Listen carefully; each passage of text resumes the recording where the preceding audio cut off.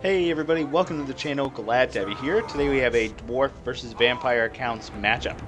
And I'm trying something a little bit different this time. I was trying to do an Ungrim Slayer army, or Ungrim Elite army really. So you can see I do have some giant slayers over here who are armor piercing anti-large. I've got some dragonback slayers over here in the forest who are non-armor piercing anti-large. I do have Ungrim himself, and I also do have some hammerers with their armor sundering and their magic damage and their everything, just their gloriousness. So they're going to be trying to do some stuff. I have a Longbeard main line with some miners out to the side. I do have Warriors of Dragonfire Pass and some Ekrin's miners back here, along with one unit of Thunderers and one Goblobber. Over here you can see my ally has a huge main line of Dwarf Warriors with great weapons. He's got looks like 5 Rangers with great weapons, 2 Flame Cannons, Dragonback Slayers, a Rune Lord, 2 Dwarf Warriors with great weapons, and then he's got some more over there in the forest. We go look at our opponent's army. You can see 4 Black Knights, and all these guys do have armor piercing in Steel Faith. So that is something to be aware of. All these Black Knights here are pretty cheap, and they have armor piercing, so great choice against the dwarves.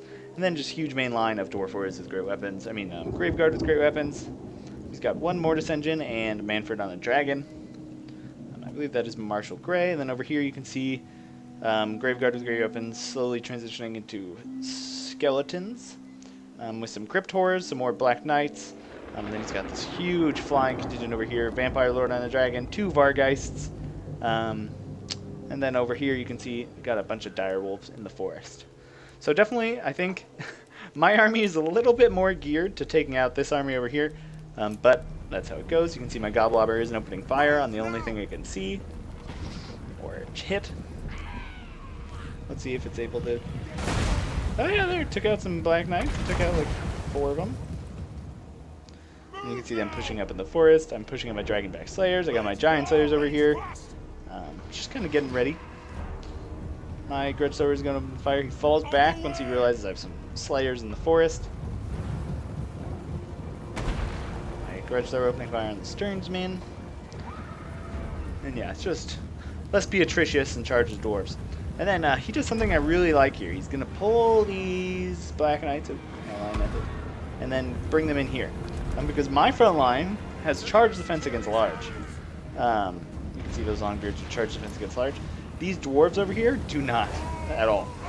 So something just to be aware of. You can see the Flame Cannon is opening fire. You know, not doing too much damage because they are armored, and the Flame Cannon does primarily non-armor piercing damage. You can see getting some nice double shots there on the Cab and the Black Knights and the Graveguard. Thunderers are opening fire. You can see Lord of the Storm is going to come down. Looks like miss most of these guys, but valiant attempt was very close. Hard to hit moving Cab with spells.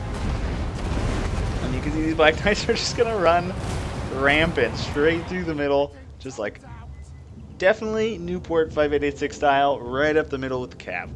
Then you can see these Graveguard are going to be coming over here. I do have some PK Guard who are going to come in against these Black Knights as well.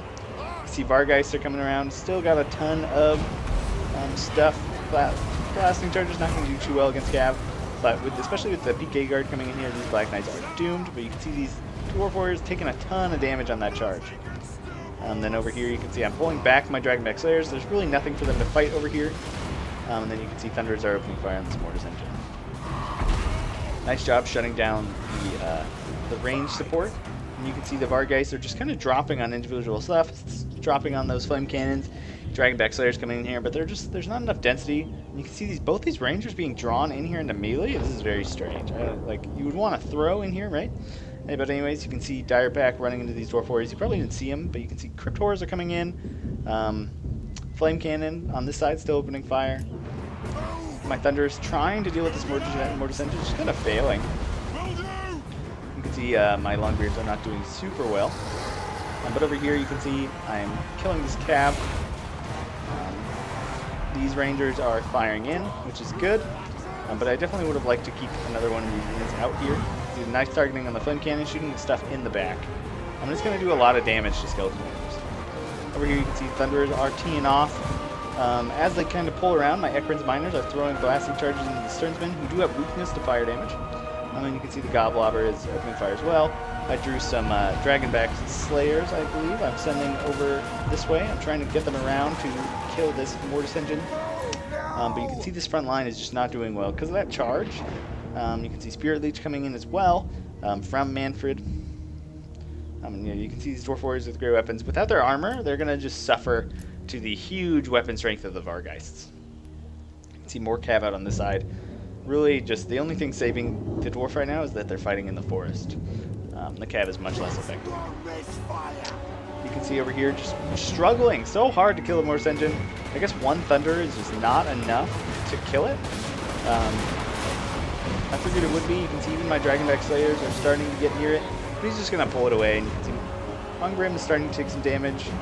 My front line's not doing the best. You can see my hammers are doing very well though. Taking these guys out. You can see this flank has kind of fallen. Which is not good for my Thunderers because I really don't have an answer. So I'm pulling out of this engagement. I'm going to charge with these Dwarf Warriors. Hope that my Ekron's miners can maybe get a rear charge. And you can see this just constantly draining life out of my very important units. You can see, look at this, just swarm over here. A couple large targets. Oh man, you can see Balance Power shifting heavily against us. My poor ally getting double teamed essentially. Partially double teamed. You can see the Mortis Engine just fleeing away. Purple Son of Xerius. Purple Son of Xerius taking out a chunk of health here on my Peak Gate Guard. But luckily it does kind of move this way instead of down the line. You can see my Thunderers have gotten interrupted. Really nothing I can do about that. I'm pulling my Dragonback Slayers in just because I really have nothing else. And they should have fire damage. Which will be good against the Sternsmen, I guess. But oh, I can see I'm bringing it over here to help deal with this Vampire of Death. But you can see the Vargeist just coming through. Oh god, there's so much left. Grudge Thrower's opening up. See Vargeist coming down. Spirit Leech being dropped on my Dragonback Slayers. It's pretty good because it has such a low model count. You can see my Ekron's miners also getting in there, trying to finish off these guys. My Dragonback Slayers are going to do pretty well, especially with the long beards with great weapons. From the yard, they do have that anti-large bonus. So I'm trying to finish these guys off before the rest of this huge army gets here. You can see the Peak Gate Guard holding down the fort, finishing off some of the stuff. We can get a sandwich here, where I'm going to have to actually pull out these warriors to help my Peak Gate Guard not get surrounded. Giant Slayers are going to be coming in here, laying down the wands and Vargeist. And you can see I do have these Thunderers here, who are lining up to kind of tee off. I don't know what they're doing. Why are they charging? It's just weird pathing. You can see here getting some nice shots in the back, which is good, but you can see those Longbeards do rout because there's too much there. He does pull out those Vargeist because he realized I was definitely a losing battle. You can see my Peak Gate Guard slowly losing. And I pulled these guys around to try and fire at the Mortis Engine. I knew I had to finish it off, but again, it's just going to allow these guys to kind of come through and do whatever they want. My Giant Slayers are coming after this Vampire of Death, hoping to pin her down for good now. You can see zombies coming down here. These Thunderers are not going to last very long. Grumbling Guard pulled in as well. Kind of got a secondary line as he finishes up my ally and is going to come south for Ungrim. It's definitely a Slayer's death. Dragonback Slayers running in here. I'm going to cut some of these Vargolds to pieces. Thunderers have routed. Dragonback Slayers lost 2 models. Grudge Thrower opening fire on that cab. See my Peak Gate Guard. That's Soul Blight. 25 melee attack, but they're going to get just crushed by these 2 units of Cryptors. Oh man. You can see my Grumbling Guard also getting surrounded and murdered. The Dragon's gonna come in there. My Giant Slayers, I figured they'd have a good death alongside Ungrim, so I started just running them over there. I figured my Dragonback Slayers, this was the best fight for them. And you can see my Giant Slayers and Ungrim are trying to path after the dragon, but the Black Knights get in the way. Ungrim dueling this guy.